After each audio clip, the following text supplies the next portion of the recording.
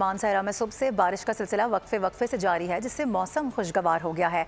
ठंडी हवाएं चल रही हैं। बालाकोट भंगिया के मकाम पर लैंडस्लाइडिंग से कागान नारान रोड बंद हो गया है, जबकि दूसरी जानिब नदी नालों में तुग़यानी है। इसी हवाले से मजीद बता रहे हैं मानसहरा से हमारे नुमाइंदे चौधरी कैसर। बिल्कुल, मानसहरा में सुबह से बारिश का जो सिलसिला है वो वक्फे से जारी है। बारिश से मौसम जो है काफ़ी खुशगवार हो चुका है। ठंडी हवाएं चल चुकी हैं। बारिश की वजह से नदी नालों में तुग़यानी आ चुकी है।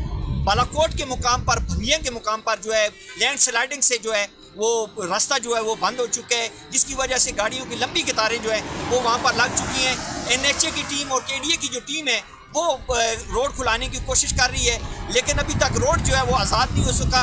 अगर बलाई इलाकों की बात की जाए तो वादी कगाम, वादी नराम, वादी शुगरा में भी बारिश का जो सिलसिला है वो वक्फे से जारी रहेगा। बारिशों का जो सिलसिला है ये मजीद 2 दिन तक वक्फे से जारी रहेगा, जिससे मौसम जो है सर्द हो जाएगा। तफसीलात देने के लिए आपका बहुत शुक्रिया।